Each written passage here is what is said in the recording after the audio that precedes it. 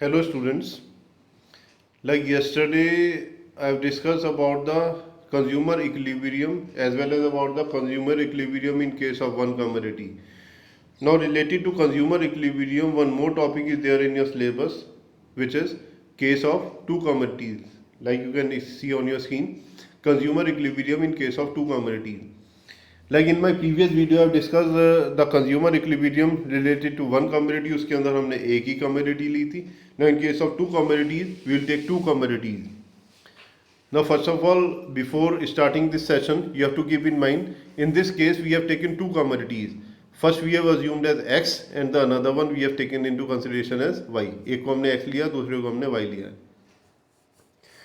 Now in the case of consumer equilibrium in case of two commodities, first of all this detail is given out there. After that we will talk about the graph as well as we will talk about the various equations related to the consumer equilibrium in case of two commodities. Now in case of consumer equilibrium of two commodities, we used to take into consideration the marginal utility approach. Like you can see on your screen on the top line, marginal utility helps to determine the consumer equilibrium. It means that the consumer equilibrium can be only judged and analyzed by using the marginal utility approach, जिसको short में कहा जाता है MU. Now after that the detail is given out there कि कैसे निकालते हैं इसमें MU वगैरह, या पढ़ सकते हैं. इससे ये जो डिटेल जो गिवन है नीचे, जो इसमें बॉटम ऑफ द स्क्रीन में आप देखेंगे, इसमें एक फॉर्मूला गिवन है यहाँ पर, MUX is equal to MUY. Consumer equilibrium तभी होगा जब MUX और MUY दोनों चीज़ें बराबर होंगी. ध्यान से सुनेंगे इस चीज़ को. Consumer would be equilibrium in case of two commodities only when MUX marginal utility of X would be equal to marginal utility of Y. लेकिन होता क्या है, अब इसके अंदर एक कंसेप्ट और यहाँ पर आता है इसमें, कि जो मार्जिनल यूटिलिटी होती है उसको मेज़र करने का कोई तरीका नहीं होता है. तो उसको मेज़र करने के लिए एक मेथड यहाँ पर इकोनॉमिक्स में है. आपके पास अगर बुक हो तो उसमें डिटेल गिवन है, उसको आप पढ़ सकते हैं. वो मेथड क्या होता है कि first of all this marginal utility has to be converted in terms of money. जो MU होता है उसको हमेशा जो है इसमें मनी की टर्म्स में कन्वर्ट करा जाता है, क्योंकि मनी की टर्म में जब इसको कन्वर्ट कर लिया जाएगा तो उसको स्टडी करना या उसको एनालाइज करना काफ़ी ईजी हो जाता है. Now for converting this marginal utility in terms of money, what we have to do is, इसमें हम क्या करते हैं, देखिए अपनी स्क्रीन पर देखेंगे, टॉप पर, बिल्कुल टॉप पर देखेंगे आप. इसमें MUX upon PX is equal to MUY upon PY होगा, sorry, is equal to MUM. इसका मतलब क्या होता है कि हमेशा क्या होता है इसमें कि जब भी इसमें MUX हमारे पास गिवन होता है, उसको अगर हम PX से अगर डिवाइड कर देंगे तो वो जो है इसमें किस में कन्वर्ट हो जाएगा, मनी की टर्म्स में कन्वर्ट हो जाएगा. MUY को अगर PY से डिवाइड कर देंगे तो इसमें एक कन्वर्ट हो जाएगा किसके अंदर, मनी की टर्म्स में. इसमें करेक्शन है, थोड़ा सा कर लेंगे आप. इसमें टॉपिक स्क्रीन पर देखेंगे MUY डिवाइडेड बाई PY होगा, X की जगह Y होगा. मैं करेक्शन अलग से शो भी कर दूंगा इसमें. तो this is how to convert this marginal utility in terms of money. तो इसके अंदर इक्वेशन क्या होती है हमारे लिए, एक consumer equilibrium in case of two commodities, that always MUX upon PX should be always equal to MUY upon PY. अब देखिए यहाँ पर ये ग्राफिकल प्रेजेंटेशन गिवन है. ये जो ग्राफ गिवन है इसके अंदर भी क्या ले रखा है इन्होंने, प्राइस की लाइन तो हमेशा पैरेलल टू X एक्सिस होती है, जैसे सिंगल कमोडिटी में मैंने आपको कल बताया था. उसके बाद क्या होता है, इसमें दो लाइन हमने ले रखी हैं, डाउनवर्ड स्लोपिंग लाइन है, एक MUX है, दूसरी MUY है. MUX और MUY जो है एक पॉइंट के ऊपर कट करती हैं, और ये जो पॉइंट जो होता है इसके अकॉर्डिंग हमारे पास जो इक्वेशन निकलती है वो निकल के आती है. ये स्क्रीन पर आपके लिखी हुई है, MUX upon PX is equal to MUY upon PY. तो जब ये इक्विलिब्रियम पॉइंट होंगे, दोनों लाइंस MUX और MUY जब इसमें प्राइस की लाइन को कट करेंगे तो जो दो पॉइंट बनेंगे, ये दोनों पॉइंट जो हमेशा इक्वल होंगे, और जब ये इक्वल होंगे it is termed as the consumer equilibrium in case of two commodities. अब देखिए, now on your screen example is given out there.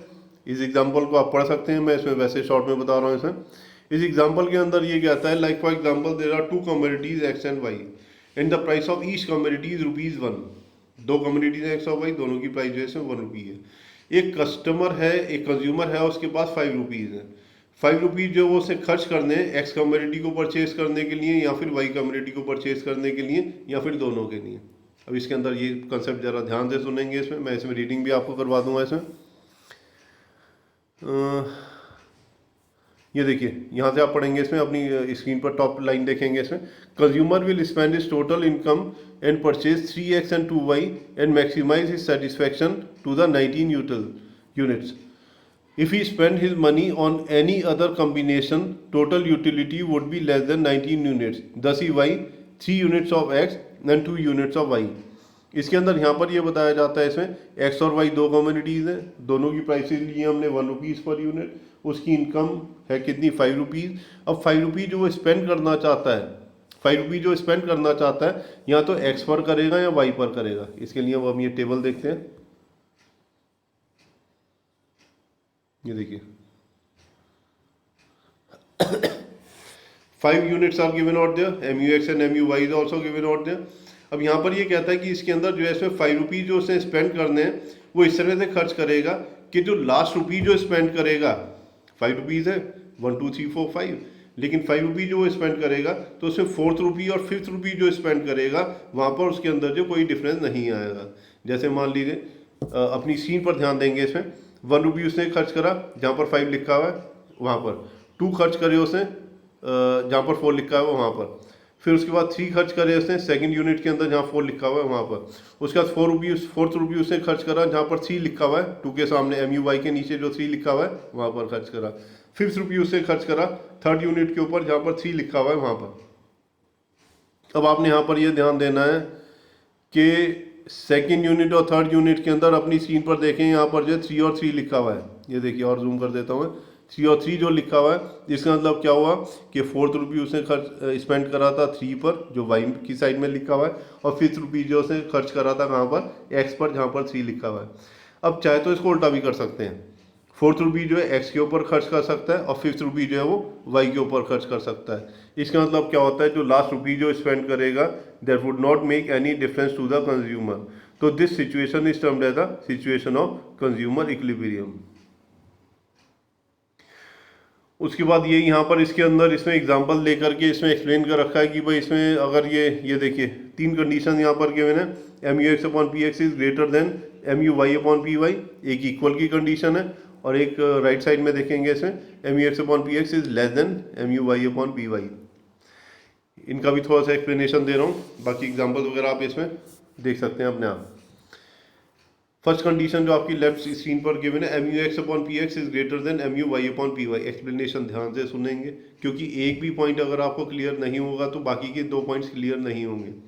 If MUX/PX is greater than MUY/PY, it means that in this situation the consumer will spend more money on consumption of X, or in simple way we can say that the consumer will consume more of X and less of Y।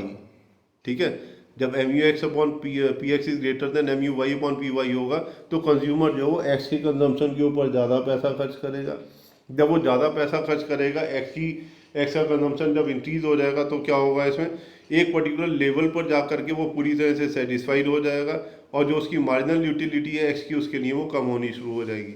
जब वो X की marginal utility कम होनी शुरू हो जाएगी तो क्या करेगा, X का कंजम्पशन कम कर देगा और Y का कंजम्पशन इंक्रीज कर देगा। ये प्रोसेस जो है तब तक चलता रहेगा जब तक कि MUX/PX is equal to MUY/PY नहीं हो जाता। ये पूरा एक्सप्लेनेशन यहाँ पर गिवन है, अपनी आपकी स्क्रीन पर देख सकते हैं। If you have any problem you can ask it. Second condition जो आपकी स्क्रीन पर गिवन है सेंटर में, MUX/PX is equal to MUY/PY, इसके अंदर यहाँ पर क्या कहता है कि इसके अंदर ये कंज्यूमर इक्विलिब्रियम की आइडियल सिचुएशन है। यहाँ पर क्या होगा, जब ये दोनों चीज़ें बराबर हो जाएंगी then the consumer would be in equilibrium and he will stop consuming X and Y commodities. X और Y का कंजम्पशन वो बंद कर देगा। अब देखिए राइट साइड पर देखेंगे MUX/PX is less than MUY/PY। इसके अंदर यहाँ पर ये बताया जाता है कि what will happen if MUX/PX is less than MUY/PY। इस कंडीशन में क्या होगा, the consumer will consume less of X commodity. ध्यान से सुनेंगे इसमें, consumer will consume less of X commodity, X का कंजम्पशन वो कम कर देगा। जब X का कंजम्पशन वो कम कर देगा तो क्या होगा, एक लेवल पे पहुंच करके क्या होगा, उसको ज़रूरत महसूस होगी कि उसको ज़्यादा से ज़्यादा कमोडिटीज़ परचेज करनी चाहिए X की। तो क्या करेगा, पहले तो वो कम कर रहा था एक्स का कंजम्पशन, लेकिन एक लेवल पे पहुंचकर क्या करेगा, वो वाई का कंजम्पशन कम कर देगा और एक्स का कंजम्पशन वो इंक्रीज करना शुरू कर देगा। ये प्रोसेस तब तक कंटिन्यू रहेगा जब तक कि इसमें M U X upon P X is equal to M U Y upon P Y नहीं हो जाता। तो मतलब ये है कि लेस और ग्रेटर के अंदर जो दोनों के अंदर कंडीशन क्या होगी, इसमें ये प्रोसेस जो है इसमें चलता रहेगा जब तक कि इसमें M U X upon P X is equal to M U Y upon P Y नहीं हो जाती है। That's all for today, thank you very much.